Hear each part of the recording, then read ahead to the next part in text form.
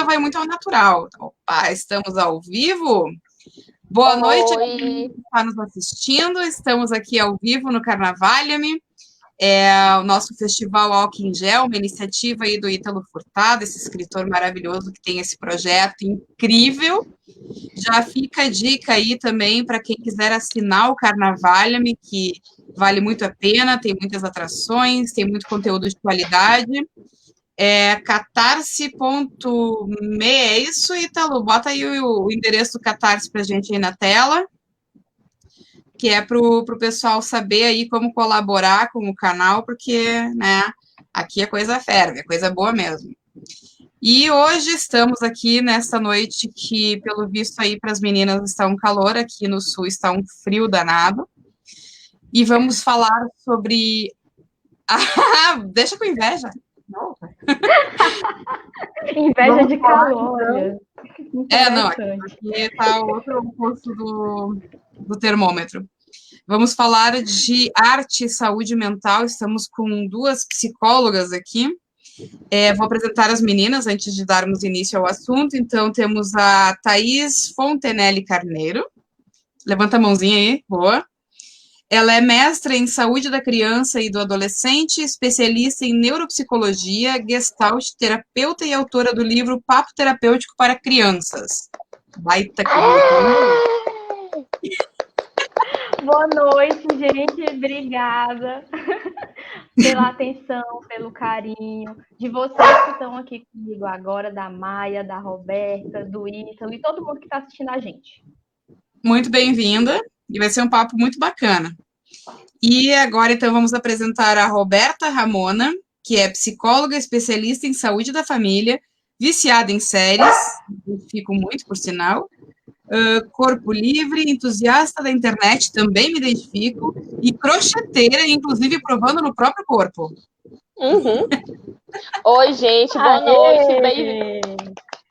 Eu batendo palmas para mim mesmo. Boa noite, meninas. Gente, sejam bem-vindas. Bem-vindas aí para a continuidade do nosso festival Álcool em Gel. Nós vamos começar, então, como a gente já tinha conversado anteriormente. Acredito que seja uma questão geral para todo mundo que está nos assistindo aí, vivendo essa quarentena, esse período delicado que nós estamos vivendo, de incertezas, de não saber o que vai ser do futuro. E, principalmente, que aqui no Brasil, em especial, a nossa curva não desce, né? Então, aparentemente, nós vamos viver nesse estado de suspense por muito tempo ainda. E isso, obviamente, afeta muito a nossa saúde mental. Tem gente que está, literalmente, há mais de 100 dias em isolamento. E isso, com certeza, afeta muito. E também, principalmente, como vocês lidam bastante com a questão da infância, as crianças também, elas estão afastadas de seus amiguinhos, de suas brincadeiras ao ar livre, né? Tudo isso tem um impacto muito grande, principalmente nesse público que tem menor compreensão dos fatos que está acontecendo. Então, me contem aí, meninas, aí vocês decidem qual a ordem que vocês preferem falar. Como é que a arte entra nesse processo como um estímulo cerebral e emocional para as pessoas que hoje precisam tanto de novas alternativas de extravasar os seus sentimentos? É com você, Thaisinha. Essa parada obrigatória, né, que todos nós estamos fazendo, ela pode proporcionar para a gente novas descobertas, novos rearranjos, né, para pessoas de todas as idades. Então, cada um, dentro de uma família que está em isolamento, está enfrentando esse momento à sua forma, né? Não é porque é uma criança que não vai sentir o impacto, não é porque é um idoso e já tinha o hábito de ficar talvez um pouco mais em casa que não vai sentir. Então, todas as faixas etárias sentem. E aí a arte, nesse momento, ela está vindo com mais força ainda para fazer parte desse nosso dia a dia. Se a gente permite isso, né? Se a gente permite se reinventar. Então, os neurônios espelhos, eles transformam essa arte que chega na gente por meio de visão, audição, tato, paladar e olfato, pelos sentidos, eles transformam, traduzem em emoção tudo isso. Então, eles são os grandes responsáveis para a gente conseguir ver um desenho, ouvir uma música ou qualquer outra forma de arte e aquilo ali fazer um sentido especial para a gente. Né? Até mesmo trazer lembranças de um outro momento feliz da nossa vida. Então, o nosso sistema límbico, que ele está lá dentro do cérebro, que é a grande central emocional, né, do nosso corpo, ele pode ajudar você a equilibrar todas as suas emoções, por exemplo, como a arte, como instrumento disso daí. Então, quando a gente está diante de uma obra de arte ou produzindo a nossa própria obra de arte, isso faz com que a gente tenha um aumento de dopamina, que dá para a gente a sensação de bem-estar, que dá um equilíbrio hormonal, né? Então, isso vai exercitando o cérebro, estimulando o cérebro e pode ser tão viciante a arte por causa disso, por causa dessa sensação de bem-estar. Perfeito. Vai lá, Roberta. Eu fico sem graça de falar depois da Thaisinha. Mas, olha, falei na minha perspectiva como neuropsicóloga, né? A Roberta tem outra pegada, um outro olhar, e ela pode dar a perspectiva dela. Não precisa ser na neuropsicologia. Claro, lógico. Falando aí primeiro dessa questão das crianças que você falou, né? Hoje mesmo uma colega, eu não tenho filhos, mas uma colega de trabalho estava dizendo que ela estava hoje, e foi o arraiá do colégio do filho dela, né? Eles fazem as aulas online e ele estava todo arrumadinho de arraiá, cozinharam milho e tudo, e fizeram quadrilha, cada um dançando. E ela disse que acha engraçado que quando a professora abre o chat online, todas as crianças já estão assim, professora, né? E esperando o grande evento que é a live. E aí, trazendo ainda mais para essa questão das crianças, eu vi algumas meninas comentando na internet que nunca viram tanta criança soltando pipa nos últimos tempos como agora, né? Nos últimos tempos como agora, que as crianças estão, assim, deveriam estar em casa trancada, mas tem muita criança na rua soltando pipa e brincando, assim. Então, eu fico imaginando como é que deve se dar, como é que os pais conseguem fazer esse controle, né, de manter as crianças em casa. E talvez aí da história de soltar pipa seja um reflexo de como isso esteja acontecendo em alguns lares, né? As crianças na rua cada vez mais soltando pipa, e fico pensando como é que é isso. E a arte, como já a ideia da arte, como a Thaisinha falou, que da questão da dopamina e de ser viciante, olha, culpada sou, viu? Porque culpada sou, porque já era viciada, né, Thaisinha, nos crochê, nos DIY da vida e no faça você mesmo. E realmente, gente, acho que assim, ainda não experimentei um barato melhor do que sair com alguma coisa, ó, na rua, principalmente, a pessoa fala assim, ai, que coisa bonita, e eu assim, foi eu que fiz. Assim, é muito bom, né? É o pingo no i do trabalho final. E você trabalhar, você ver as coisas sendo construídas com suas próprias mãos, e você.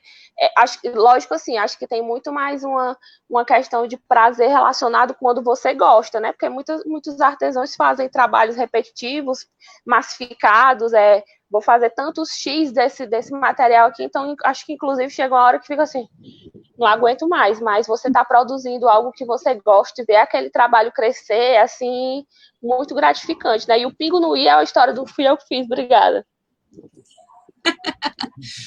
Isso aí que tu comentou até, Roberta, do arraiá, né? Eu tenho 2 sobrinhos, um menino de 4 e a menina de 11, e eles estão com aulas online, né? E o menino, de cara, assim, a questão de ficar preso em casa, ele já começou a demonstrar alguns sintomas de ansiedade.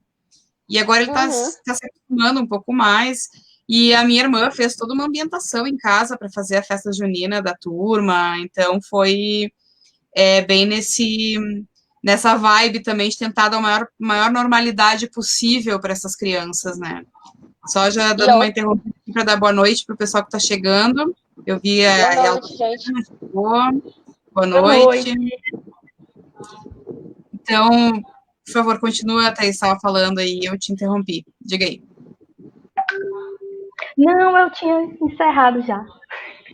E acho que até aí do que você falou, Maia, e até como é diferente de lugares para outros. Aqui, onde ainda moramos, muitas pessoas têm casas, né, com espaço, com quintal para a criança brincar. Então, até isso aí, como é que configura, né? Eu fico imaginando uma criança trancada dentro do apartamento, que já eram trancados dentro do apartamento, só tinha acesso ao playground, normalmente em horas agendadas, e agora nem isso mais pode, né? Porque não pode ter áreas comuns, né? Então, como é que isso fica na cabecinha da criança? Quais vão ser os reflexos disso a longo prazo? Exatamente, essa é uma grande questão. Se para os adultos já está sendo muito difícil, eu pessoalmente sou uma pessoa que recomendo terapia para todo mundo, sempre. Eu acho terapia fundamental. E depois de um período desse, vai ser mais fundamental ainda, né? E aí vocês me apresentaram dois lados dessa questão da arte como algo terapêutico interessante, que é a arte como a forma de distração, né? Então, a gente usufruir da arte para enfrentar esses períodos complicados, e a arte como uma ferramenta nossa nesse momento, então, de fazer arte, né? Vocês acreditam que existe alguma diferença entre um e outro, assim, qual que seria mais recomendado, enfim, consumir ou fazer arte? O que vocês acham mais interessante? Olha, eu vejo como o ócio que a gente está, de certa forma, vivendo agora, uma porta aberta para a gente descobrir o nosso ócio criativo. Então, sem a gente ter o ócio, a gente também não consegue pular esse degrau, subir, chegar nessa etapa de ter um ócio criativo. Então, assim, muitas vezes a gente está vendo uma ansiedade de que a gente não pode ficar nem um minuto sem fazer nada. Podemos, sim, podemos ficar alguns minutos, muitos minutos, se for necessário, sem fazer nada, horas até, porque isso pode ser o momento de uma reflexão, o momento de uma nova ideia, o momento de encontrar espaços, né, de silêncio que a gente não tinha no dia a dia com tanto barulho, com tanta correria, com uma rotina muito, muito cheia, em que muitas vezes as famílias estavam convivendo com a criança o dia inteiro, mas muito mais uma perspectiva de levar a criança para os eventos do dia a dia, para a aula para o esporte, para a aula de canto, para a escola, para vários ambientes, mas sem necessariamente estar desfrutando do momento com a criança. Então, agora, a gente tem um ócio, pode ser um ócio criativo, a gente torce que seja, e a arte pode se inserir nisso, e está se inserindo, à medida que as escolas vão colocando atividades em que a família está se envolvendo mais para ajudar a criança a desenvolver aquela atividade escolar, vai também aproximando muito mais da arte. E eu vejo que hoje as pessoas estão utilizando mais aplicativos que envolvem arte também. As pessoas estão tendo mais contato com tirar boas fotografias e ter o gosto de editar essas fotografias com o aplicativo. Ter o gosto de aprender um instrumento e filmar para poder mostrar para a família, para os amigos, e daí já aprender a editar esse vídeo também. Então, eu vejo que a arte está se incorporando, né, cada vez mais. Eu acho que aí da pergunta que a Maia falou, acho que é muito difícil você falar em produzir arte se você não falar em consumir, porque onde estão suas inspirações se não são na arte de outras pessoas, em outras coisas, por exemplo, se você for olhar aqui meu celular, parece celular do Stalker, Porque, é assim, eu vejo uma coisa na rua, eu vejo uma pessoa na rua e eu gosto das cores que ela tá vestindo, gosto da roupa que ela tá, ou seja lá o que for, eu tiro foto, eu não exponho na pessoa, viu? Mas tá aqui guardado, se eu tô assistindo um Netflix, tô assistindo um filme, eu vejo uma coisa que eu gosto, uma paleta de cores, uma roupa que eu gosto, que eu queira reproduzir, eu tô ali tirando foto, né? Às vezes estou, não sei, são coisas diferentes que me inspiram. Então, acho que é muito difícil pensar nesse processo do produzir e do consumir se os dois não estiverem juntos, né? Porque eles estão ali juntinhos. Com certeza. Aqui nós tivemos um comentário da Luciana que está muito, muito pertinente aqui. Ela diz o seguinte: o problema é que agora, nessa pandemia, todo o tempo livre ou de ócio parece ter sido ocupado muito mais intensa e obsessivamente pelas mídias sociais. Ou seja, acabamos com menos tempo de ócio. É bastante pertinente, né? Também tem essa questão das distrações que não produzem nenhum resultado positivo, pelo contrário, muitas pessoas acabam adoecendo mais nesses vícios, nessas obsessões, né? E o que vocês consideram em relação a isso? Até nos memes a gente vê isso, né? Que a gente vê os memes aí de dizer que qual é a desculpa do que o fulano não te respondeu e tá de quarentena, qual é a desculpa que ele tem agora, né? De mandar mensagem pro contatinho e o contatinho não respondeu.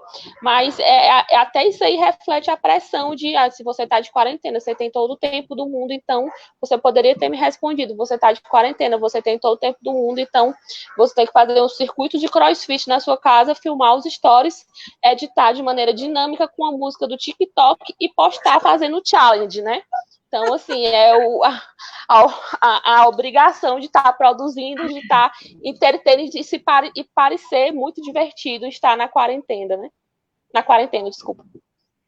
Verdade. Eu acredito que as pessoas têm que se conhecer bastante para encontrar o equilíbrio de quanto tempo elas devem passar nas suas mídias sociais e aquilo é produtivo e faz bem a elas, e quanto tempo disso já é um excesso que está prejudicando já, né? Então isso vai muito da pessoa... Isso a Thaís está falando para mim, viu, gente? Isso a Thaís está falando para mim. Eu sei, Thaís. Olha, nem era indireta, mas... sim. A carapuça serviu. Serviu. Ai, que bonito. Mas é interessante porque uma coisa que eu vejo muito, como eu sou escritora, né, eu acabo que dentro da minha rede de contatos tem muitos artistas. E uma coisa que muitas pessoas já levantaram, assim, vocês estão conseguindo produzir? E querendo ou não, para a maioria das pessoas que está levando a sério essa quarentena, já são 100 dias. Então, em 100 dias é um tempo imenso para largas produções. E muitos dizem, eu não consigo. Porque parece que existe mesmo uma obrigação. Agora tu tá parado, então tu tem que produzir. E a arte, ela não é uma coisa que pode ser imposta para a pessoa. Porque a arte tem que ser uma coisa que faz bem, que vem ao natural, né? Então, senão ela funciona como um efeito contrário, ela vira uma ferramenta de tortura. Né? E vocês acreditam, então, que de repente, qual é o efeito? O que está causando essa questão em muita gente que é acostumada a produzir muito e que agora, nesse período, não está conseguindo? A inspiração vem da vida, né, Maia? Principalmente dos escritores. Os escritores têm aí a característica de ser muito observadores, por eles notarem nuances, né, no que está acontecendo, que ninguém está prestando atenção. O escritor está ali anotando mentalmente, tipo, eu posso usar essa característica dessa pessoa no meu livro, eu posso usar essa situação que aconteceu, assim... acho que os melhores livros são aqueles que a gente faz a gente se sentir na situação, e o escritor tem muito poder de descrever tudo aquilo que está acontecendo para a gente se sentir ali dentro e imaginar estar dentro dessa história. Então, se o escritor está dentro de casa, trancado, sendo alimentado normalmente só de estímulos de mídias sociais, de Netflix, seja de videochamada, então, qual a inspiração que ele vai ter da vida? Ele vai escrever um livro tipo aquele... acho que é com Amor Rose, né? Que todo ele se passa em cartas e tela de celular e mensagem, né? Porque é aquilo ali que está acontecendo, né? Então, como é que o escritor vai se inspirar em situações se ele não está vivendo, se ele está ali trancadinho dentro de casa? Então, é realmente muito difícil. Imagino que deve ser assim, e ainda mais na obrigação de dizer, eu estou com tempo livre, não estou conseguindo produzir, Sim, deve ficar pirando a cabecinha. Acho que a arte não se faz por obrigação, né? A arte vem da espontaneidade. E aí, se você não está conseguindo produzir nesse momento a sua arte, que tem a sua cara, então é momento de você olhar outros aspectos de você mesmo, né? Eu queria fazer um destaque para a revista Vogue, que ela fez uma publicação lançando o questionamento: será que 2020 é o ano das artistas mulheres? Porque até o presente momento, mulheres têm produzido muito mais arte e consumido muito mais arte, e em vários formatos diferentes. As mulheres têm feito mais podcasts, as mulheres têm lançado mais livros, como a Maia está com um livro na agulha, gente. Como a Roberta, que ela está arrasando no crochê cada vez mais. Então, mulheres têm desenvolvido mais exposições, têm desenvolvido N produções, né, na área artística, vários gêneros. Então, ao mesmo tempo que a gente vê muitas pessoas que estão num período estéreo, de certa forma, um período de gestação, que também pode ser, também tem outras pessoas que estão realmente colocando a cara a tapa, que antes estava tendo aí mais dificuldades, nesse momento está se encontrando. Um outro fenômeno também, só interrompendo para dar o oi para o Céu Dentin, que ele apareceu aqui agora há pouco, ele é um apoiador do Tema Vaga-me, então fica aí o nosso boa noite para ele. Uma outra questão que eu tenho percebido dentro da literatura, né, que é o meu caso, tem surgido algumas iniciativas, algumas que realmente estão surgindo agora por conta da pandemia e outras que estão sendo adaptadas, muitos concursos com temática de quarentena ou como vai ser a vida depois da quarentena. E já virou motivo de irritação ou piada entre muitos artistas, porque parece que a nossa vida agora se resume a isso, não existe mais nada ao nosso redor, é só a quarentena. E querendo ou não, a quarentena ela é uma quebra de rotina, então tu conseguir fazer uma criação elaborada, teve um concurso até que eram 10 páginas que tinha que escrever no mínimo, sobre quarentena, escrever 10 páginas sobre ficar parada em casa sem fazer nada, não é exatamente uma coisa simples. E também me parece que existe um pouco a pressa da produção, já tem gente lançando agora livros sobre a quarentena. E esse livro que eu estou lançando agora, que está em pré-venda, ele é um livro que eu escrevi em janeiro do ano passado, então ele passou por todo um processo de edição para sair agora. Não foi planejado sair agora, até porque não tem nada a ver com a quarentena. Mas o fato de ter tantas obras e tantos trabalhos que já estão sendo publicados falando sobre isso, mostra também essa pressa, essa urgência para que se fale muito, muito, muito, muito sobre isso. Isso também não poderia ser visto como uma espécie de um sintoma de ansiedade ou um reflexo justamente dessa pressão? Eu vou tentar falar. Vai ser difícil. Essa pergunta é 1 milhão, né? Olha, eu acho que a gente está passando por um momento em que nós, como pessoas, estamos nos tornando também a nossa própria marca. E a responsabilidade social está saindo da empresa e está vindo para a gente também, para todos nós. Então, existe uma certa urgência, né, para algumas marcas e para algumas pessoas, para alguns influenciadores, em estar produzindo algo rápido que atenda a demanda, né, atual do mercado, até por uma situação de responsabilidade social, porque eu acho que existe uma insegurança das pessoas até em conseguir comunicar uma outra coisa nesse momento, e de repente está passando a imagem de que não está alinhado com o que está acontecendo no aqui e agora.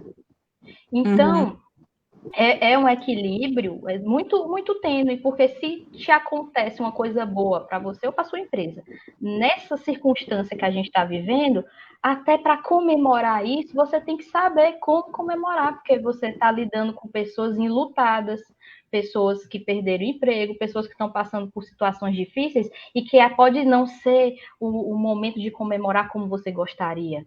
Então, a gente está calibrando tudo, né? Pelo menos deveria estar calibrando tudo. Então, eu vejo que algumas pessoas, realmente, elas estão preocupadas na sua responsabilidade social em querer dar uma resposta rápido, né? Para fazer o seu papel social. Só que rapidez nem sempre rima com qualidade, né? Uhum. A gente precisa de um tempo para amadurecer, para maturar tudo isso. A pressão também, a pressão pela relevância, né? Você tem que escrever sobre algo relevante, você tem que produzir sobre algo relevante, né? E sempre teve, né? Agora na quarentena ainda mais, né? Com certeza. Inclusive, muito interessante essa questão do, né, não podemos falar sobre outros assuntos porque está acontecendo uma legítima tragédia, então parece que falar de outros assuntos é quase que ser negligente com o que está acontecendo, né? E isso acaba trazendo um outro lado extremamente prejudicial, né? Porque deixa de ser um processo terapêutico da arte para se tornar, inclusive, quase que uma exposição da desgraça, por assim dizer. Então, eu preciso desse momento de relaxamento, eu preciso extravasar as minhas dores, mas, ao mesmo tempo, eu tenho a responsabilidade de falar sobre as dores, então eu não consigo ter esse espaço de alívio, né? E aí vai na contramão da intenção da arte como terapia, né? Não sei se eu acho que vocês todos conhecem a Juju de Prazer, né? Acho que ela parou um pouco agora de produzir mais pro canal dela, porque ela já estava viajando aí o Brasil. Tadinha, tem uma entrevista dela dizendo que ela escolheu o ano certo para viajar, para largar tudo e viajar. E tem um vídeo, não me lembro o título do vídeo, mas é no canal da GNT, que no fundo tem um fundo florido. Ela fala um pouco sobre quarentena e como tema relevante, né? E como algumas pessoas estão se sentindo mal por estarem bem, relativamente bem na quarentena, né? Estão com seus familiares todos bem, com seus pessoas próximas todas bem, e que tem gente que a qualidade de vida melhorou, porque a empresa trabalhava em empresas que precisavam acordar super cedo, pegar várias conduções para poder chegar no trabalho, que hoje conseguem produzir em casa. Então, estão em casa, estão seguros, estão relativamente bem com os alimentos, financeiramente, e, assim, conseguem comer melhor, conseguem se exercitar melhor, conseguem ter mais tempo para a família, conseguem ter mais tempo para si. Então, nessa situação de caos inteiro, as pessoas estão... Não, aqui tá beleza, a quarentena para mim tá beleza, mas as pessoas se sentem mal por estarem numa situação... muito privilegiado em relação às outras pessoas, né? Então, como até você se sentir bem, você se sente bem ou você se sente mal por estar bem, né? Ela vai desenvolvendo daquele jeitinho de jujute dela. Indico vocês a procurarem depois desse vídeo, vocês, as meninas, a Maia e a Taizinha, e quem tá assistindo aqui a live, porque jujute tem um jeito muito particular de conseguir falar as coisas muito claramente e obviamente que nem a gente sabia que pensava, né? E de uma maneira muito gostosa. Obrigada pela indicação, Tita. Eu vou atrás. Vou te mandar não, excelente. E em relação, por exemplo, à manutenção das culturas populares, né? A gente estava comentando que seria um tópico interessante para a gente abordar. Pensando agora, por exemplo, nas festas juninas, né? Aqui no Sul a tradição é menor, assim, a gente comemora também, mas no Nordeste as festas juninas mobilizam cidades inteiras, né? A saudade é grande. Eu tava falando disso aqui. Né? Eu estava falando disso semana passada, porque assim como tem, acho que talvez seja conhecido mais a nível nacional a questão das escolas de samba, né? Também tem aí eu também não sei como é que fala o nome, Thaisinha, quadrilha junina, aquelas quadrilhas grandes que se apresentam lá na Beira Rio, Tem a quadrilha e tem os bois também. Tem esses grandes grupos, né? Então, assim, eu conheço algumas pessoas que participam desses grupos e eles passam o ano inteiro em prol de chegar na época de junho e eles se apresentarem, e eles viajarem com a quadrilha deles e todo o investimento aí eu também o equivalente a samba enredo da quadrilha, dos festivais e da roupa, da produção de roupa. Isso envolve os patrocínios, isso envolve dinheiro, isso envolve a expressão da arte. Eu estava pensando, gente, como é que essas pessoas estão levando isso? E em geral, como um todo, né? A gente pensa aí nos grandes artistas que estão fazendo live, que tem algum retorno financeiro, por exemplo, de lives no YouTube, e talvez com esse retorno financeiro e por ter um caixa maior, consigam produzir dinheiro suficiente para bancar todo a sua aparelhagem de músicos e pessoas que estão em volta daquela banda. Mas agora já imaginou um músico pequeno que faz seus bicos em apresentação em bares, em restaurantes, como é que não está essa situação, né? Não, com certeza. Do ponto de vista de econômico mesmo, a classe artística está sofrendo muito. Aqui nós temos um comentário de Alufa Liputa Oxoronga. Espero ter falado certo. Bipolaridade, perturbações, anorexia, borderline, narcisismo e somatização, transtorno bipolar, toque, depressão, ansiedade pós-traumático, agorafobia, pânico, distúrbio mental. É uma boa lista aqui de... Traz o CID 10. A senso-percepção. Neste tempo de urgência, a arte é o pão, a criatividade. Uma flor em brotamento. Gostei dessa frase. É verdade, é exatamente. Não, bastante. E aí esse comentário traz aí um rol de transtornos.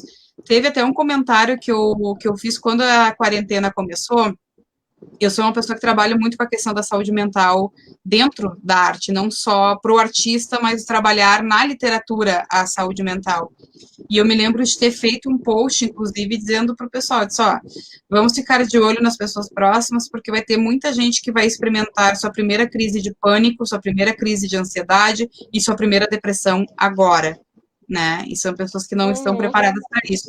Eu acho que levantar esse ponto das festas populares nesse sentido é bem importante, porque, querendo ou não, esse lazer dessas festas coletivas era um ponto de extravasamento, de estresse, de relaxamento, e como vocês mencionaram, né, são eventos que as pessoas que são das regiões onde são mais tradicionais esperam o ano inteiro para aquele momento, e de repente aquele momento não tem como acontecer.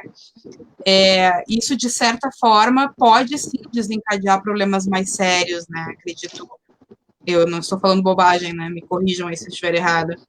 Como é que fica isso a partir de agora, assim? Como é que pode ficar a vida dessas pessoas a partir de agora? Deixa eu só tentar retomar um ponto interessante que você falou. Para a gente, aqui no Nordeste, aqui em Parnaíba, a festa junina, ela envolve aspectos gastronômicos, porque para a gente é uma série de pratos que a gente só vai praticamente comer, fazer, consumir durante essa época. Então, a gente, quando associa a festa junina, a gente já associa aquela comidinha, aquele cheiro, as roupas são muito características. A gente se encontra nos locais que vai ter a quadrilha, que vai ter o boi, durante uma semana inteira. É um período que, para a gente, dura mais do que o carnaval. Então, é o momento de estar desde em casa, com a família, algumas pessoas fazendo fogueira e fazendo o seu próprio arraial, a ir para eventos temáticos maiores e se encontrar com os amigos. Então, realmente, para a nossa realidade, é uma indústria que está envolvida com isso, toda uma indústria de figurino, de decoração, a parte de alimentação, como também emocionalmente para a gente, afetivamente, é muito importante. Então, esse ponto eu retomei porque achei que merecia fazer esse destaque. E em relação a distúrbios mentais, comportamentais e a arte, né? A gente precisa falar, então, da arte como um recurso terapêutico, né? E na minha experiência de trabalho, por exemplo, com políticas públicas e na da Tita, é também muito semelhante, em relação a gente usar a arte nos grupos, né? Então, a gente está, no caso da Roberta, dentro de grupos de serviço de convivência e fortalecimento de vínculos, que visa a promoção, né, de saúde mental, de cidadania para criança, para adolescente, para adulto, para idoso, né, divididos ali de acordo com as faixas etárias, a gente vai promovendo, integrando esses grupos muito por meio da arte, porque a gente faz palestras, mas a gente faz oficinas, e são muitas oficinas que a pessoa realmente põe a mão na massa, né? Por exemplo, eu me recordo de uma oficina que eu participei, algumas vezes a gente desenvolveu, de pegar adolescente grávida e dar uma orientação de como que ela vai produzindo o próprio enxoval. E de tentar envolver nessa produção aí também o pai da criança. E de ir desenhando como que ela imagina que vai ser o rosto do seu filho, e quais as características. E nisso a gente tem uma infinidade de possibilidades, né? E também na clínica em si, que é um trabalho que pode ser mais individualizado, se a gente não estiver falando de um grupo terapêutico de terapia grupal, a gente tem N possibilidades de trabalhar a arte, né? Você pode trabalhar a arte como escultura, com argila, com a massa de modelar, você pode pegar revistas, né, e ir recortando algumas imagens e formando um painel que tem a ver com aquele contexto que a pessoa está trazendo. A pessoa pode desenvolver uma escrita de poesia. Então, são tantas possibilidades, né, que uma live não dava para falar de tudo. E até todo o processo da gente pensar, né? Eu, assim como Taizinha, eu trabalho no CRAS hoje e a Taizinha trabalhou também durante muito tempo. Então, trabalhar com CRAS é trabalhar com criatividade, né, Taizinha? Então, até o processo da gente pensar nos materiais que a gente poderia utilizar, normalmente sempre improvisados, né? A parte de convencer as pessoas dos diferentes níveis, que elas, de níveis intelectuais, de idade, de instrução, aí por isso que falo diferentes níveis, que a gente trabalha sempre com grupos separados, ou eu também sempre procurava integrar os grupos, né, quando tinha oportunidade de fazer essas misturas, de convencer as pessoas que elas conseguem fazer aquilo ali, que aquilo ali é arte, todo o processo de conseguir convencer elas a que, não, você consegue fazer, e também um dos grandes momentos aí também que eram as exposições, né? Eu era técnica de, aliás, ainda sou técnica de referência, porque os grupos estão parados agora em época de pandemia, do projeto Superando Limitações, que eram, e no meu CRAS tinha a característica de serem todos adultos. Em todos os outros CRAS da cidade, normalmente tem o grupo das crianças e dos adultos. Aqui no meu, todos eram adultos. E a gente começou a fazer tipo a exposição deles, o cantinho, né? A gente fazia os trabalhos e fazia a exposição. Aí eles achavam assim muito legal quando eles estavam no corredor e alguém que nunca tinha ido ao CRAS parava, passava assim, olha que legal, quem foi que fez e tal. Eles ficavam assim todos, oh, foi eu que fiz. Aí eles ficavam muito, né, eu ensinei isso para eles. Aí eles ficavam todos animados lá, esse aqui é o meu, esse aqui é de fulana, esse aqui é de fulana, e toda essa parte da valorização de que eles conseguem fazer coisas que eles achavam que não conseguiriam, né? E toda essa questão da autoestima, dos neurônios espelhos, né, Taizinha? Eu fazendo de conta que sei do que estou falando.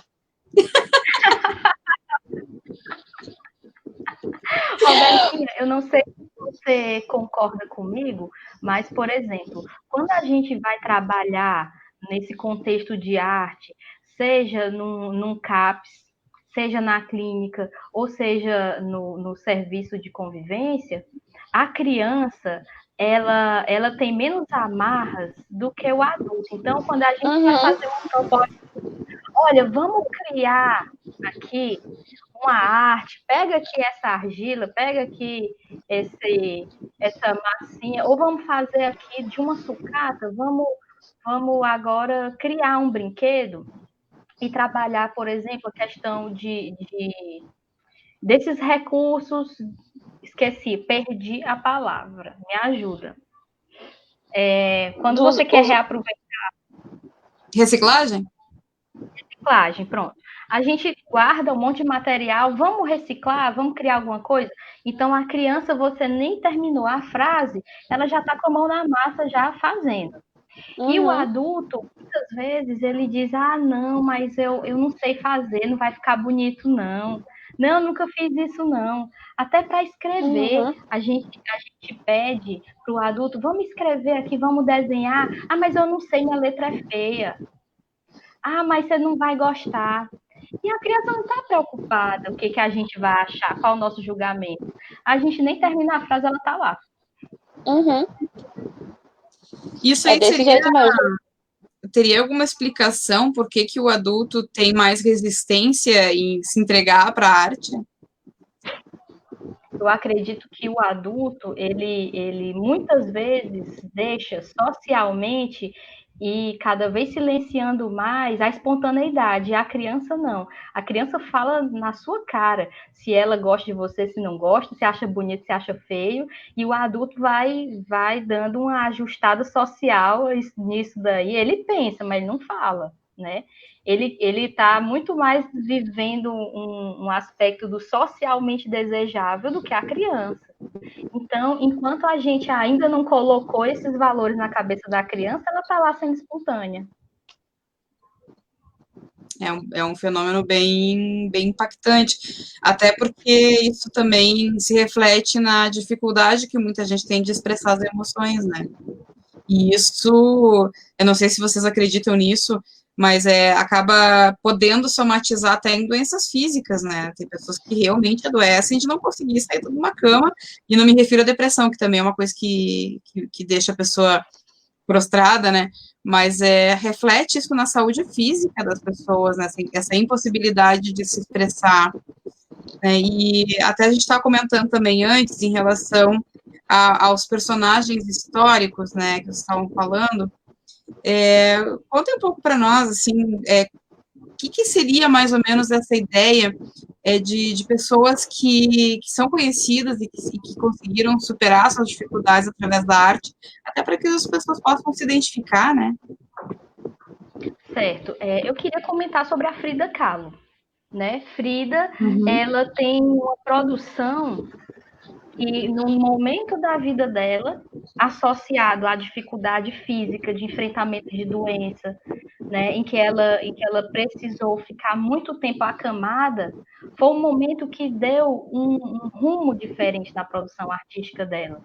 E que aquilo deu um amparo emocional para ela e uma forma de expressão muito potente. Ela fazia autorretratos, né? Ela tem uma série de produções nesse sentido, e naquele momento ela traz tanto misto de sentimento nessa pintura, que foi para além do autorretrato, né, que mostra para a gente que é uma pessoa que conseguiu se expressar mais através da arte do que nas suas próprias palavras. Então, a gente, muitas vezes, precisa de recurso para fazer com que as pessoas tenham instrumental a mais do que as palavras. Né? Algumas pessoas vão se manifestar lindamente pela escrita, outras pessoas pela palavra, ou pela palavra cantada, outras pessoas pela expressão do próprio corpo, pela dança, outras pessoas pela pintura, pela produção de artesanatos, enfim, né? Tem pessoas que elas conseguem, no momento que elas estão angustiadas, dar um sentido para aquela angústia, metendo a mão na massa mesmo. Então, isso faz parte de integrar os sentidos para poder comunicar alguma coisa. E quando a nossa mente não dá conta, né, de uma série de problemas, de uma série de situações que vai ficando inconsciente, que a gente vai ignorando e pouco a pouco deixando embaixo do tapete, então a gente psicossomatiza, né? O nosso corpo, ele manifesta de alguma forma, e aí muda de pessoa para pessoa. Tem algumas pessoas que vão começar a roer unha, outras pessoas vai ter queda de cabelo, outra pessoa vai ter problemas no sistema digestivo, né? Por aí vai. Então, também queria destacar a Tarsila do Amaral, que não por questões de doença, mas por uma questão de ideologia, né? A pintura dela fez com que ela conseguisse expressar uma emoção e alavancar todo o movimento no país, né? O movimento modernista, principalmente a partir daquela pintura do Abaporu. Então, a potência que tem a nossa emoção quando a gente materializa de alguma forma é muito grande. Que no fim a arte acaba sendo até uma ferramenta para quem consome ela de se identificar com aquilo e aquilo falar por ela, né? Ela não precisa nem ela mesma demonstrar, se a pessoa realmente não se sente impelida a fazer arte através da arte dos outros, então ela encontra o seu conforto, né?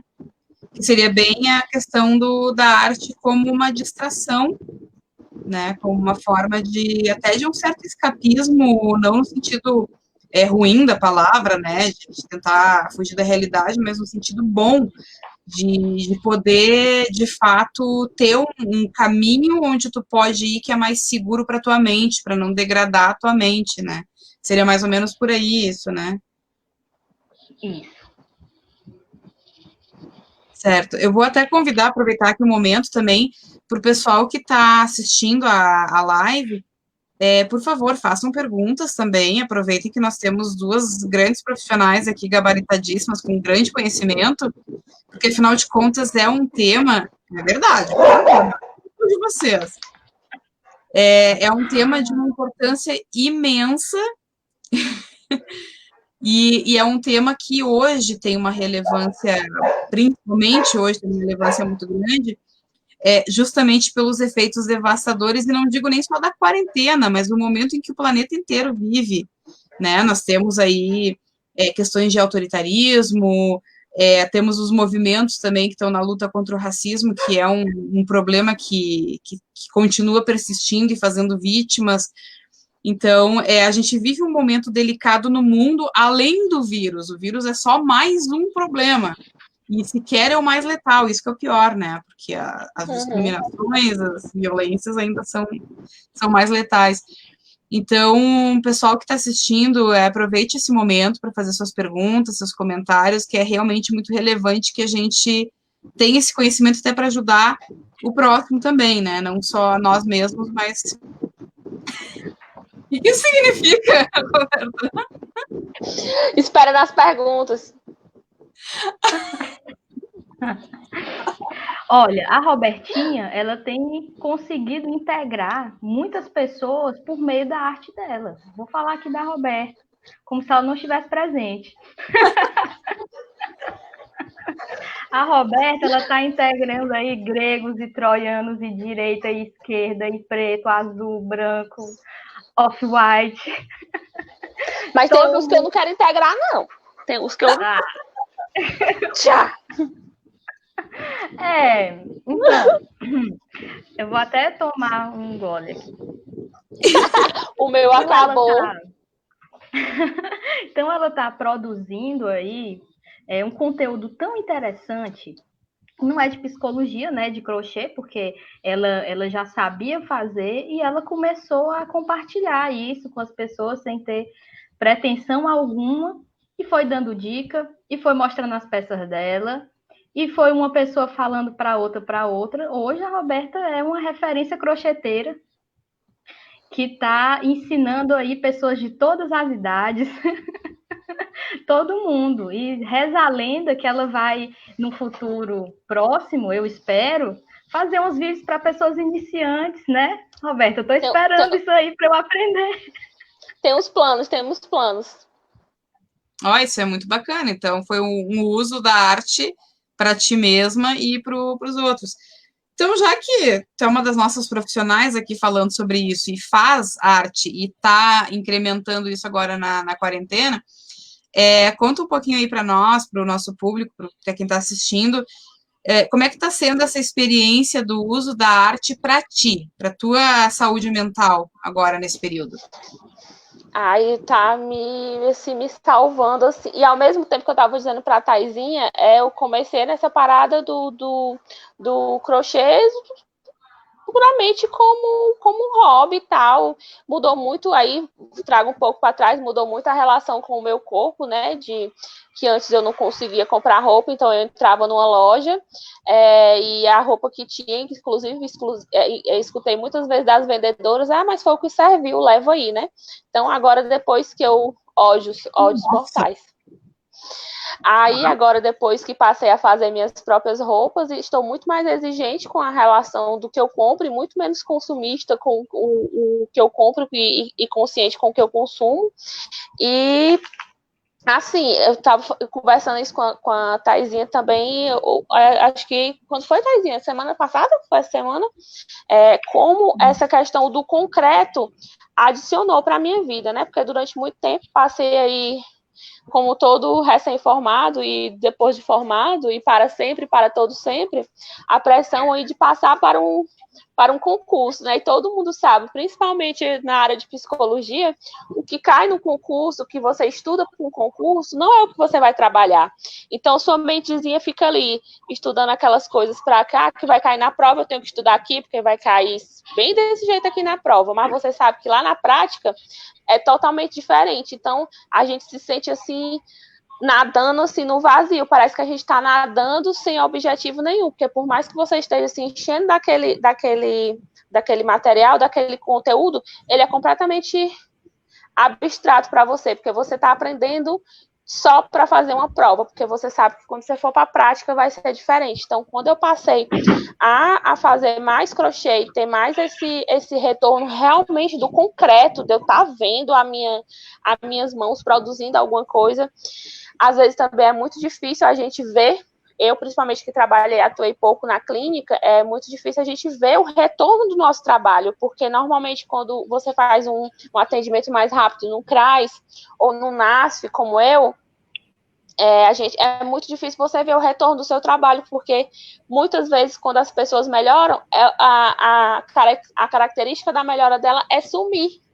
Às vezes você só vai conseguir ver ela de novo quando ela piora de novo. Então, você vai ter que fazer todo o trabalho com outras estratégias. Então, não sei como é que funciona isso muito para a Taizinha, mas às vezes eu ficava muito ansiosa, até mesmo trabalhando, porque eu não via o retorno do meu trabalho, né? Eu sabia que ele poderia estar lá, ele estava ali no mundo das ideias, às vezes outras pessoas vinham falar para mim, olha, em casos compartilhados, de atendimento compartilhado, aquela pessoa que te procurou e tal, tá melhor e não sei o que, então você não via, você às vezes só sentia que talvez pudesse vir a ter alguma efetividade no seu trabalho, e você tá trabalhando ali com as mãos, tá vendo o resultado do seu trabalho, estar compartilhando é um retorno assim muito maior e muito mais concreto do que eu vinha tendo, né? Então eu tava falando pra Taizinha como é louco essa retomada do meu contato com o concreto, né, e não tão só do plano das ideias, do abstrato, do que pode vir a ser, do que é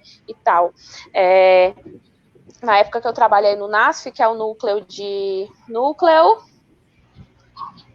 Taizinha, Núcleo de Apoio à Saúde da Família. Saúde da Família. Núcleo de Apoio à Saúde da Família. A gente trabalhava muito com palestras e educação em saúde e tal. Eu lembro que acho que um dos dias mais felizes que eu tive no NASF foi que a gente tinha um grupo de gestantes. A gente fazia grupo em igreja, grupos pequenos, às vezes com 6, 7, 8 gestantes. A gente fazia grupos em igrejas para falar sobre a educação e saúde para gestantes e tal. Teve uma vez que numa igreja eu falei só para elas, usando o espaço da igreja.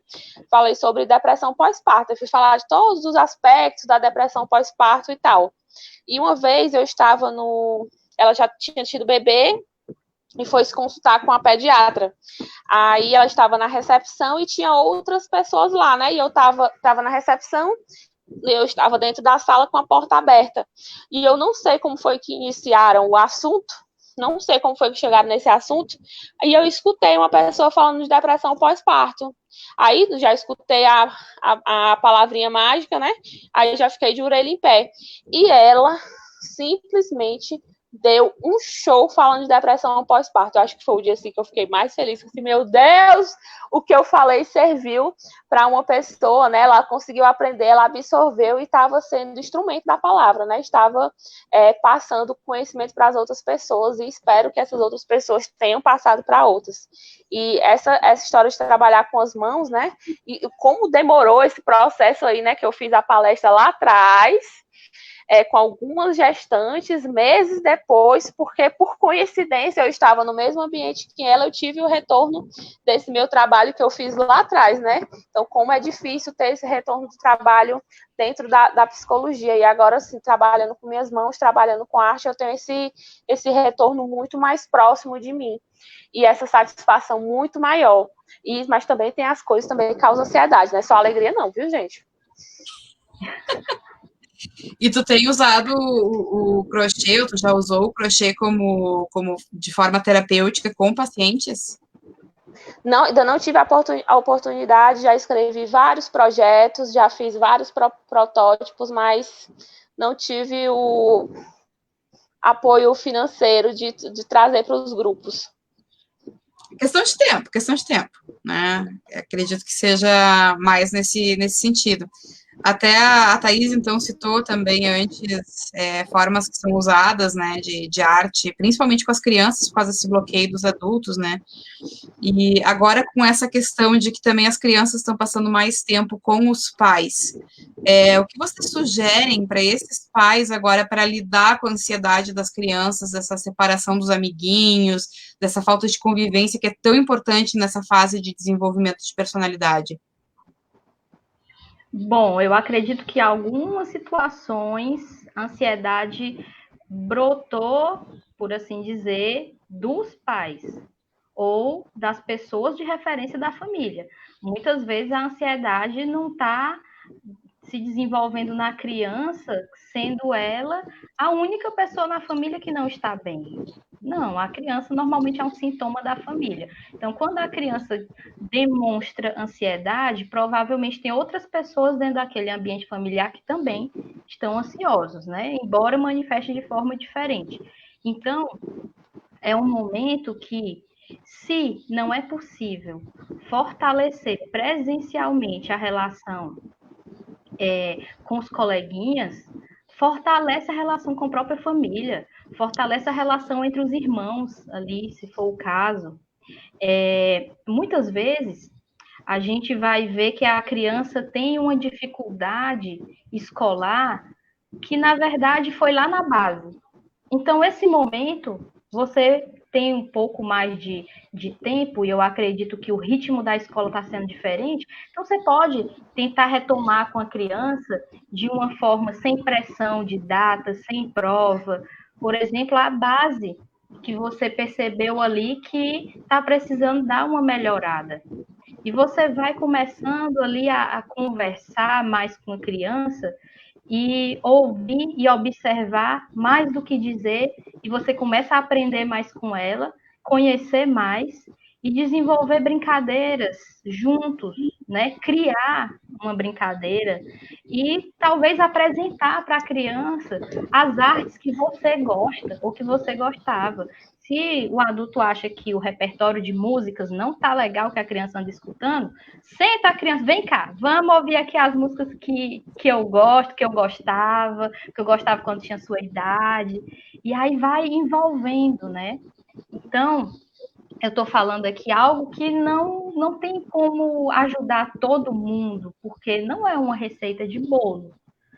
Essas dicas que eu falei pode ajudar algumas pessoas. E outras pessoas, elas vão desenvolver um outro caminho, porque isso aí é muito individual, é muito particular. Uhum.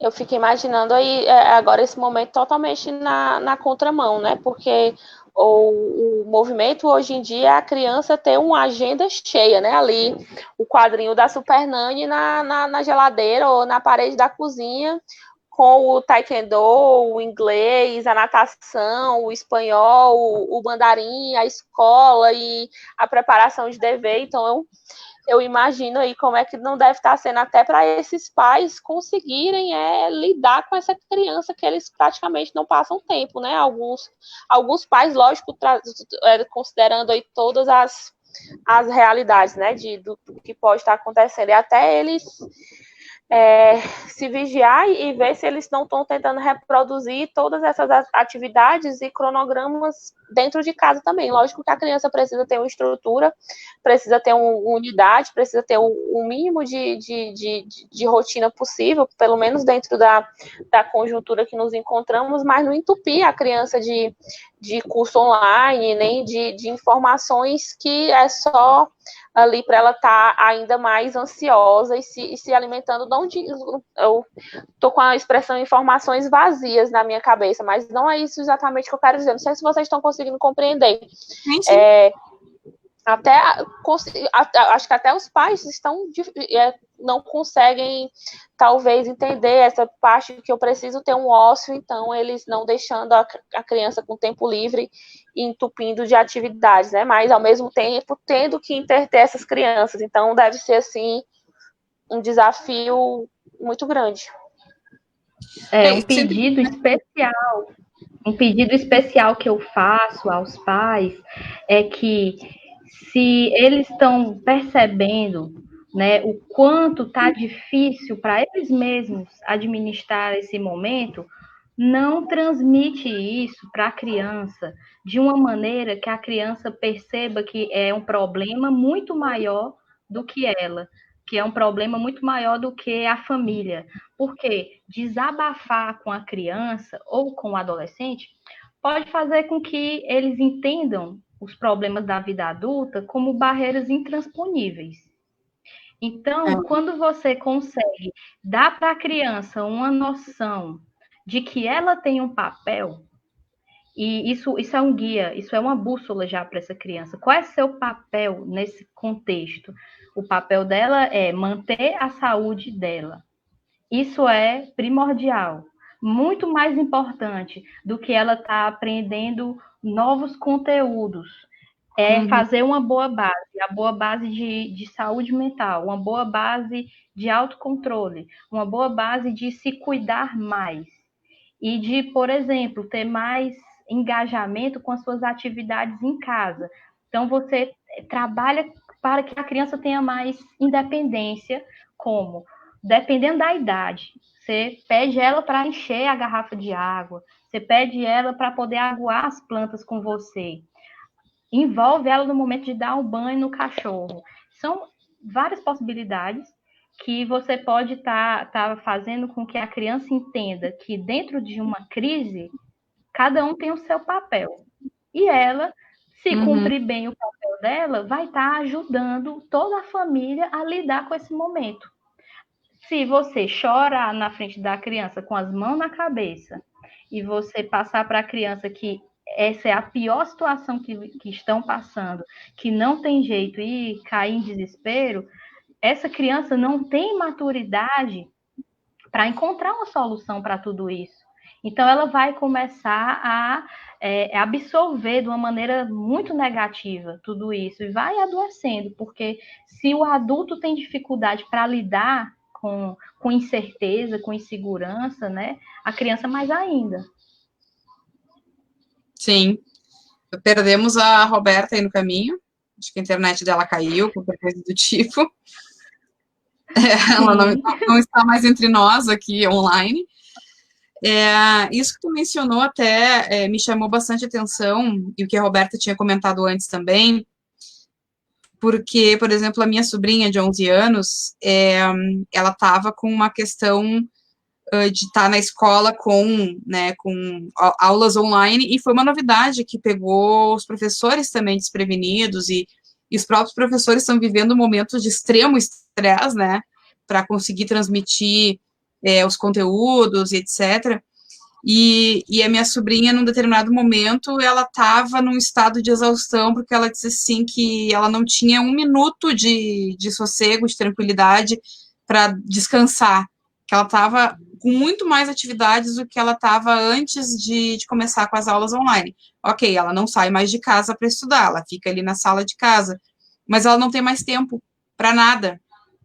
Então, aí mostra também o outro extremo, aquela coisa de que também sobre os professores começou uma pressão muito grande e isso foi transmitido para as crianças, né? Não, nós precisamos, já que vamos ter essa defasagem de ser online, vamos ter que botar mais atividades e mais atividades para essas crianças, e acaba gerando um estresse coletivo, até porque a própria família que está ali de suporte para essa criança também respinga, né?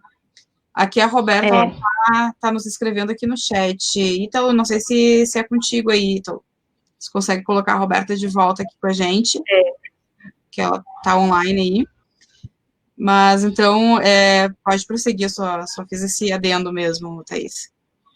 Certo. Maia, você agora me recordou uma coisa bacana. Eu fiz um vídeo no meu canal, eu tenho um canal no YouTube, que é o Papo Terapêutico, e também tenho o perfil no Instagram, que é o Papo Underline Terapêutico. Eu fiz um vídeo, e aí publiquei nos dois, dando orientações, dicas para como a família e a escola poderiam desenvolver atividades para as crianças, né? E algumas escolas entraram em contato comigo, me deram um feedback positivo, que os professores conseguiram, a partir daí, ter boas ideias.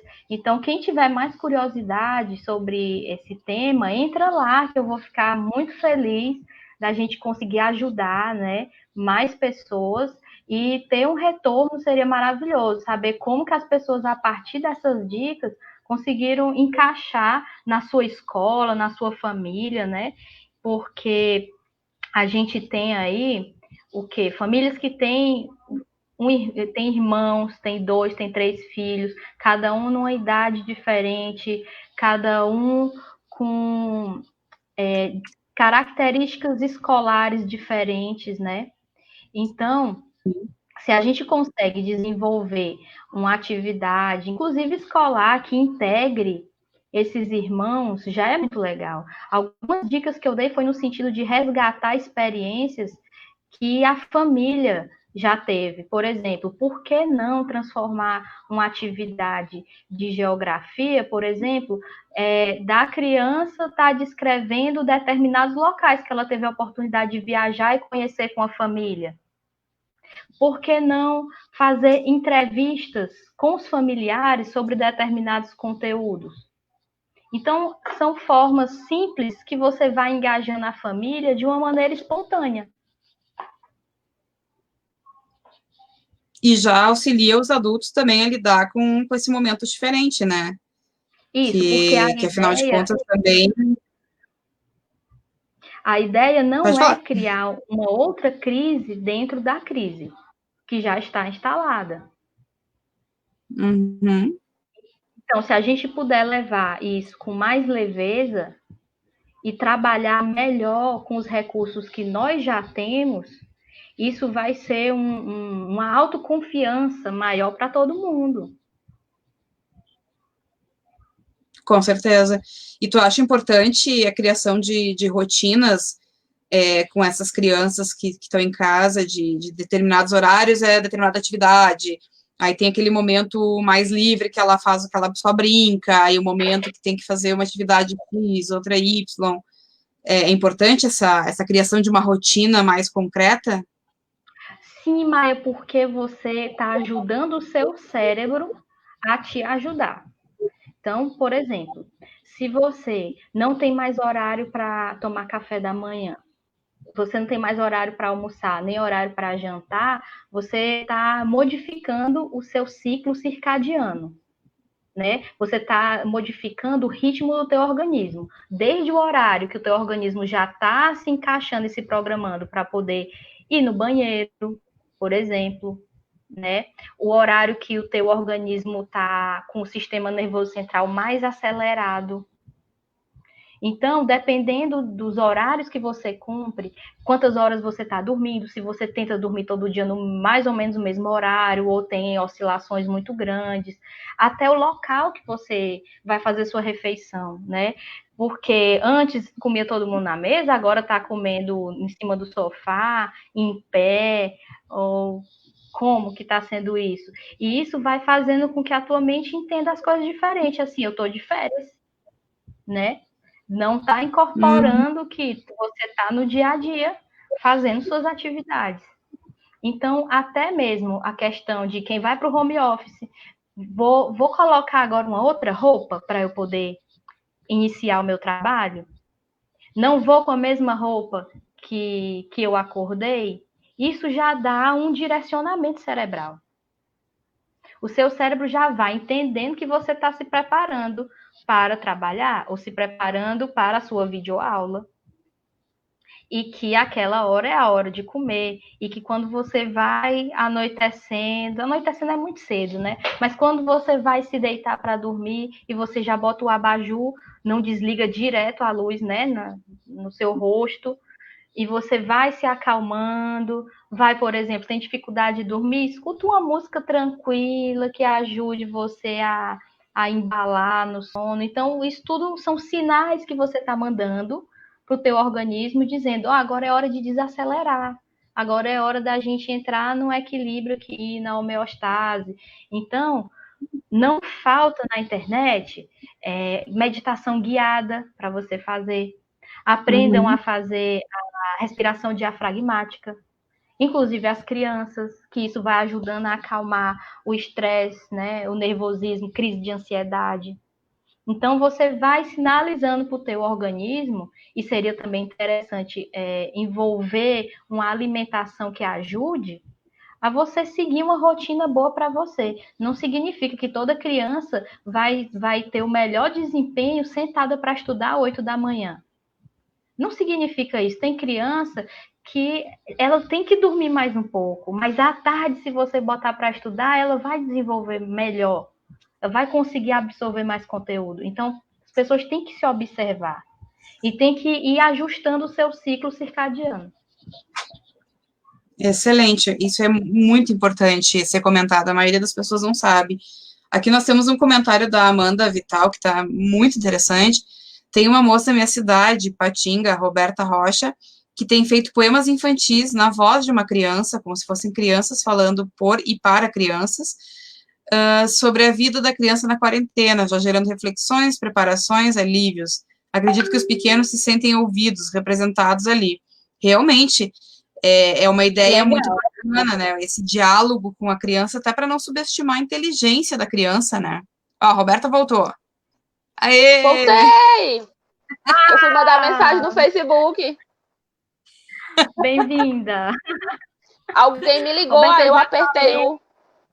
Alguém me ligou, eu apertei o desligar e caiu. Eu já falei pra caramba, Roberta, agora é com você. Eu tô perdida no que é que tá sendo falado. Nós estávamos falando da importância da manutenção de uma rotina dentro de casa para essas crianças que estão, que agora tiveram sua rotina alterada, elas não saem mais, enfim. Se tu acredita também, já que a Thaís já me respondeu, da importância de ter horários estipulados para determinadas atividades, isso é importante, ou dá para deixar mais livre? O que tu acha sobre isso? É como eu estava falando antes de eu ser tombada. Assim, é preciso manter, né, uma unidade, as crianças precisam de uma estrutura até para conseguir se organizar, né, mas os pais também precisam encontrar. Aí eu venho com uma expressão aí que irrita muita gente, e às vezes confesso que também me irrita, né, a história do novo normal, que não dá para a gente tentar manter a mesma rotina e a mesma estrutura que havia antes, porque o que havia antes não existe mais, né? Então, é um desafio encontrar essa nova estrutura, essa nova rotina, essa nova unidade, né? E até pensar, eu estava vendo alguns pais comentando, amigos meus, dizendo que já estavam dando esse ano como perdido, né? E normalmente para as crianças o objetivo maior é ali estar na escola e passar de ano e conseguir atingir umas certas notas que os pais estipulam ou um certo grau de conhecimento. E agora, assim, como é que é, né? Como é que eu estou em suspense? Até para os pais mesmo. Se eu mesmo estou dizendo que eu acho eu consegui internalizar o que é que eu quero daquela minha criança, se é o conhecimento mesmo acadêmico, do que se aprende na escola, dos cursos que ele fazia, ou eu posso ver realmente qual é a nova rotina que eu posso criar para ele, quais são as opções de entretenimento e de alimentação intelectual que eu estou fornecendo para aquela criança, né? Então, criar aí uma nova rotina dentro dessas novas unidades e aí do novo normal. Esse novo normal aí que ninguém sabe o que é, né? E em relação à inserção da arte dentro dessa situação, claro, muita gente já exercitava algum tipo de arte antes de entrar nesse momento e teve essa quebra de rotina para todo mundo, desde quem fazia arte a quem não fazia arte. Vocês consideram que é importante, de repente, não só para os pais em relação aos filhos, mas os próprios adultos, estipularem um momento específico do seu dia para se dedicar a alguma forma de arte, ou isso teria que ser realmente totalmente ao natural, assim, deu vontade, vai lá e faz? Acho que depende muito acho que depende muito da rotina que existe naquela casa ali, né? Como é que vai ser até a produção dessa criança e o entendimento desse pai. O pai vai acompanhar, o pai está ensinando ali qual é, vamos desenhar, mas eu vou tentar bolar aqui uma estrutura, porque eu já tenho um conhecimento prévio dessa técnica de desenho aqui, eu quero que você aprenda. Então, acho que isso tudo é muito próprio de cada rotina e também de qual o objetivo. O objetivo é entreter, o objetivo é preencher o tempo, o objetivo é aprender uma nova habilidade, então acho que é muito relativo aí da realidade onde essa arte vai se inserir, né?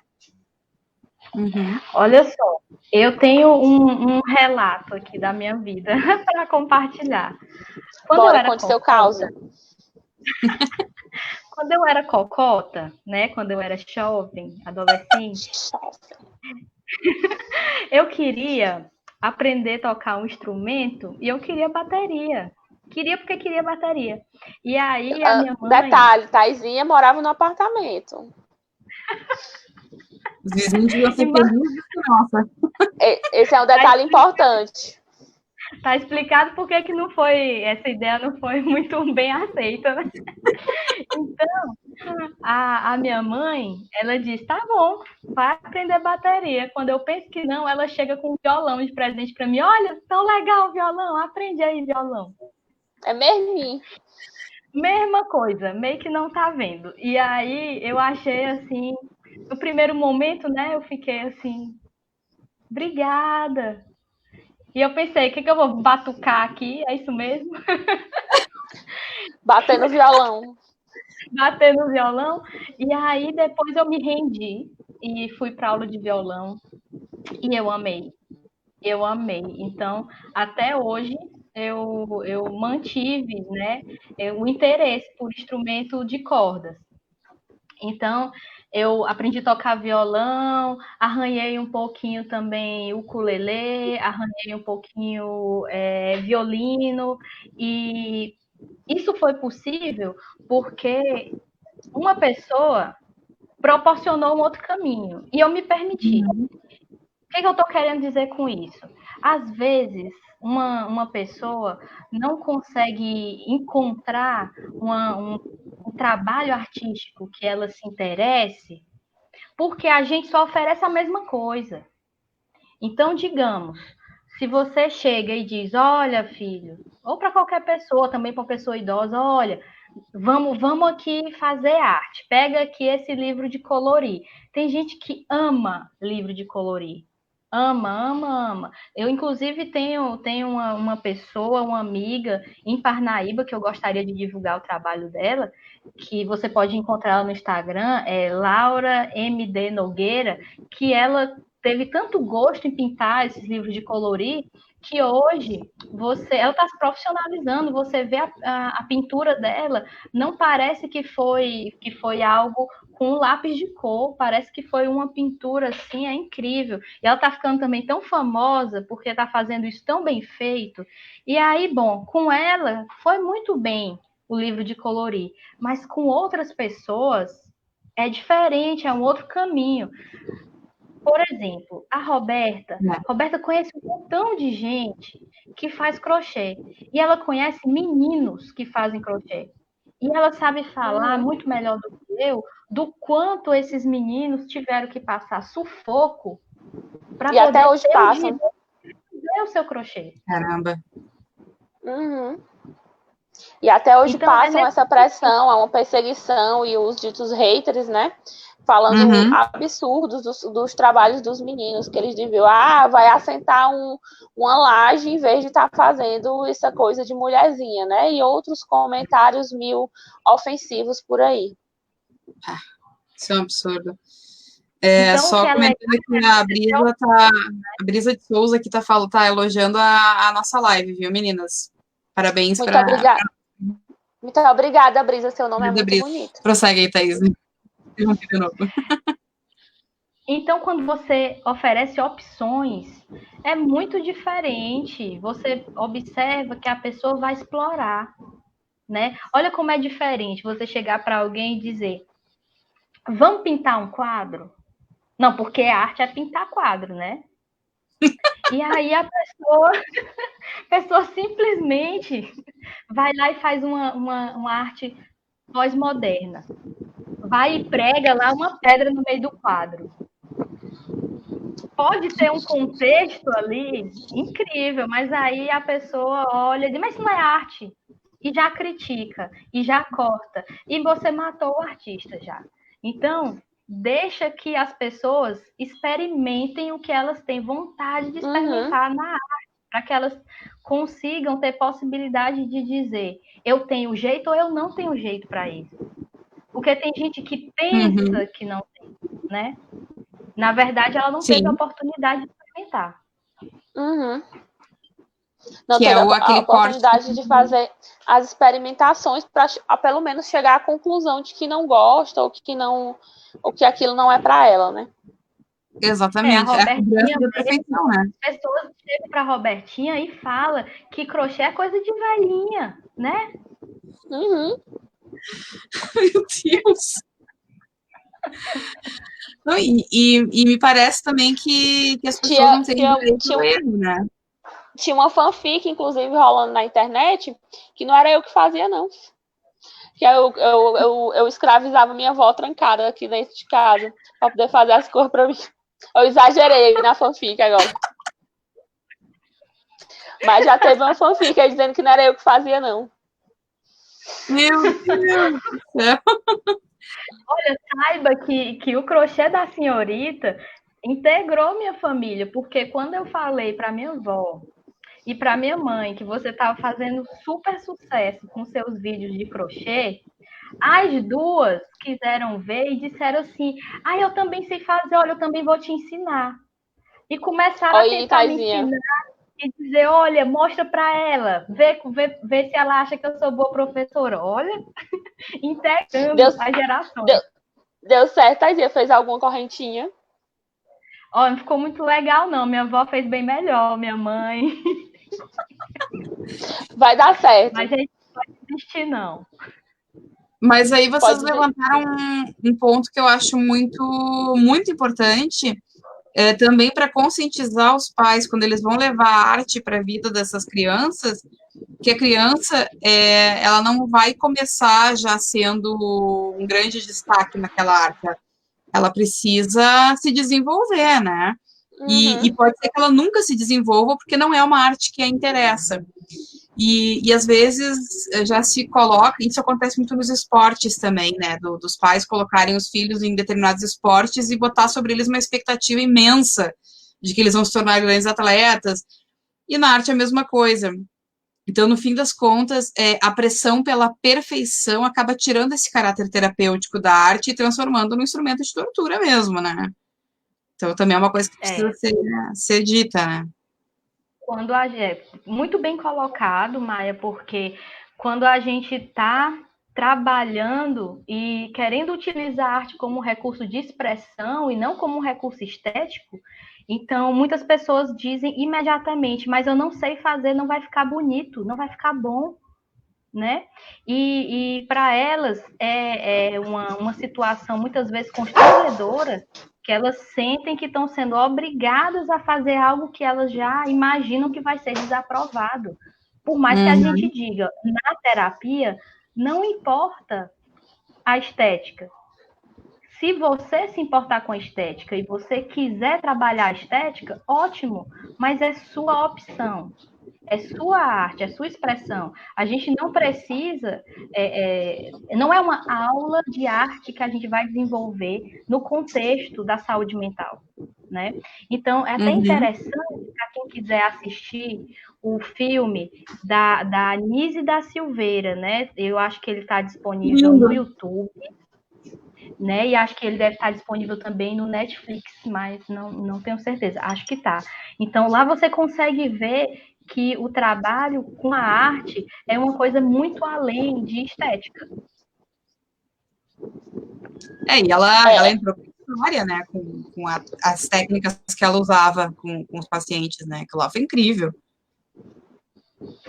Muito, muito.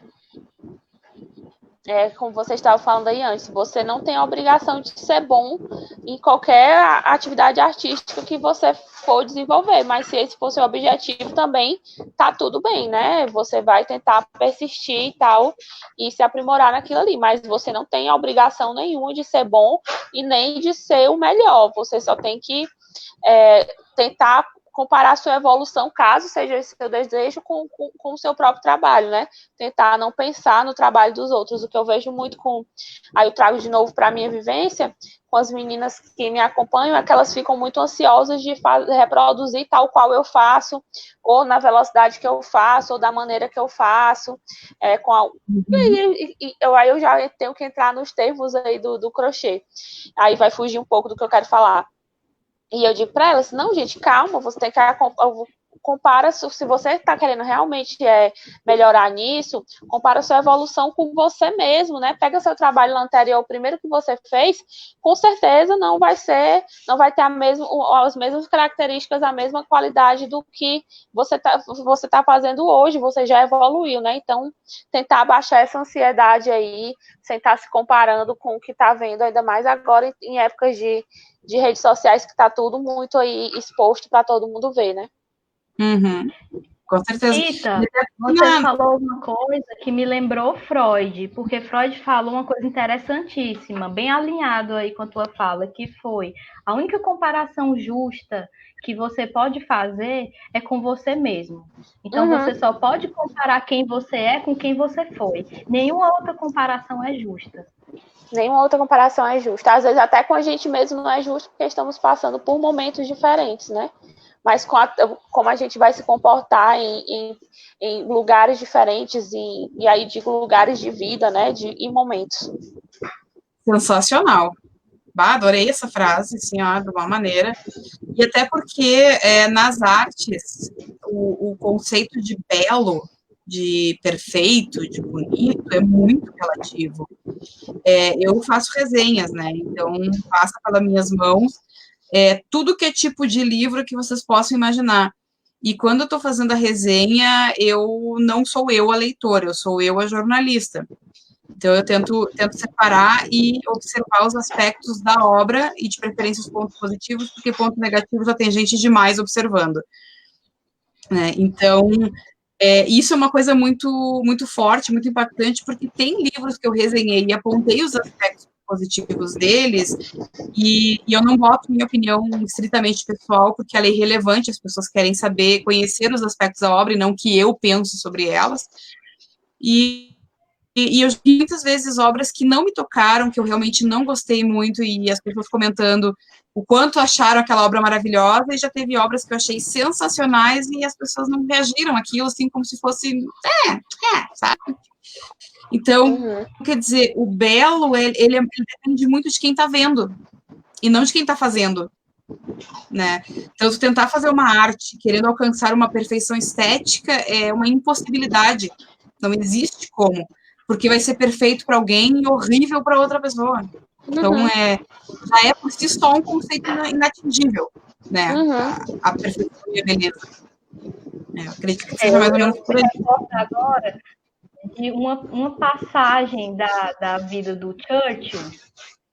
ele foi primeiro-ministro na Inglaterra e ele pintava N vezes o mesmo quadro.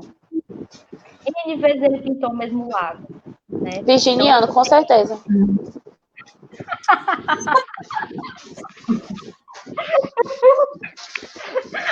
Meu ascendente é virgem, tu acredita? Meu também, Taizinha.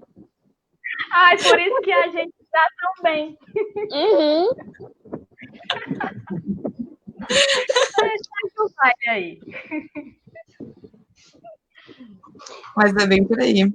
E, então, meninas, nós já estamos a praticamente 1h30 de live. É um assunto que teria aí margem para conversar por horas e horas e horas, porque é extremamente importante. Eu gostaria de convidar todos, então, que estamos assistindo, aproveitem agora para fazer rápido uma pergunta, se não der tempo. A internet não adianta, né? Instabilidade, não é, a instabilidade não é só emocional, é de rede também. A internet também quer participar.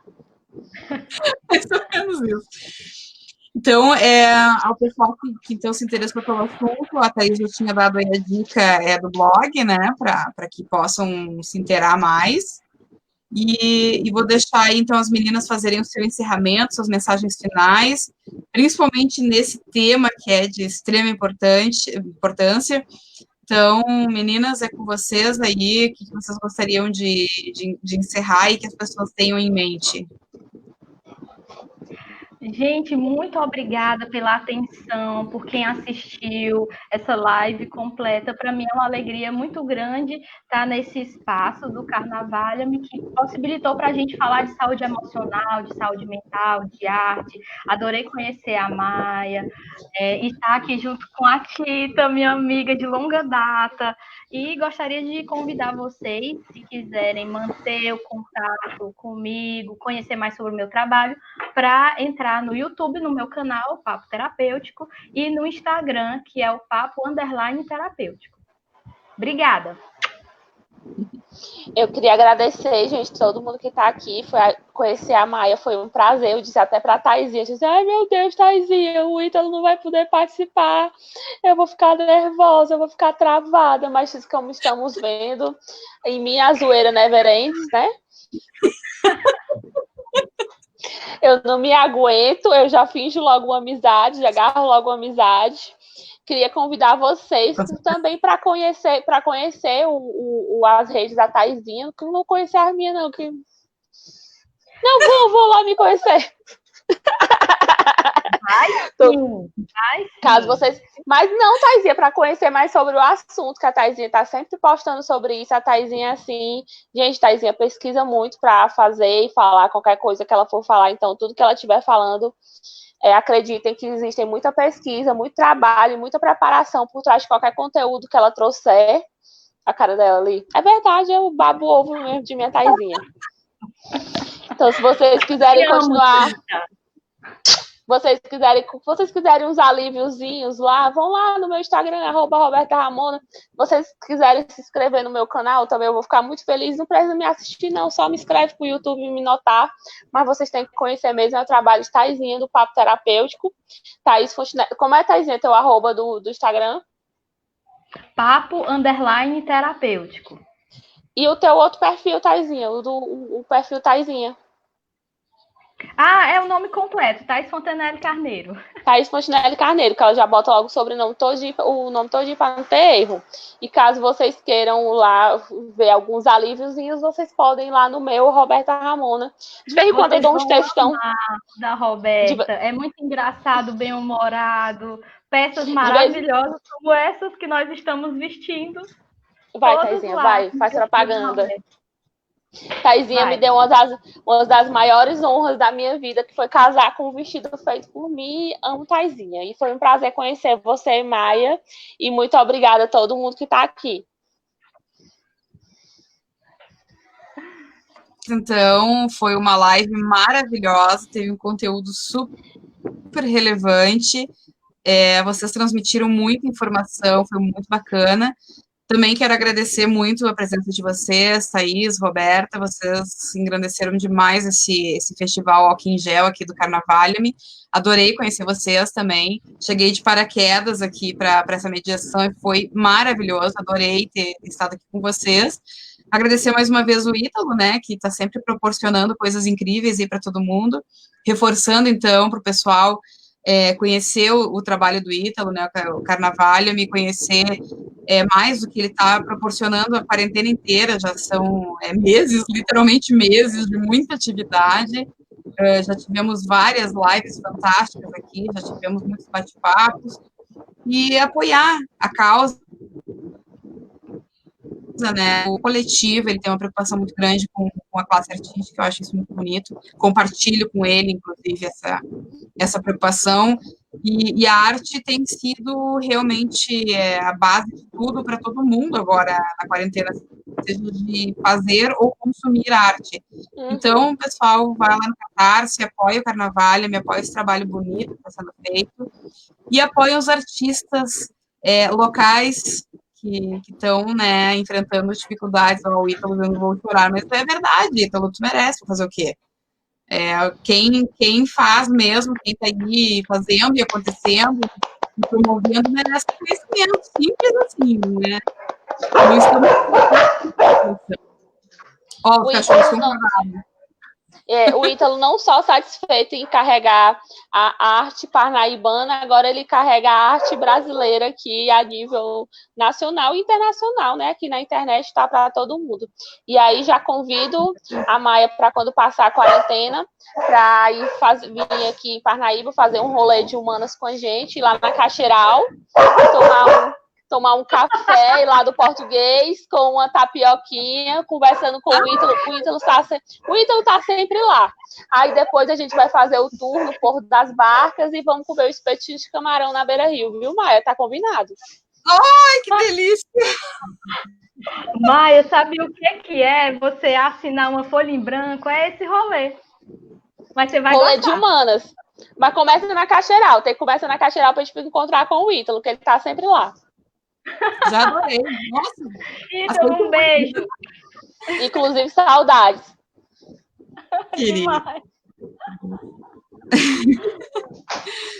Então tá, gente, muito obrigada pela audiência, todos que nos acompanharam ao longo dessa quase 1h e 36 minutos de muito bate-papo maravilhoso. Obrigada, gurias. Obrigada, Ítalo. E até a próxima live do Festival Álcool em Gel do Carnavalha-me. Seguimos em frente e até breve. Tchau. Tchau.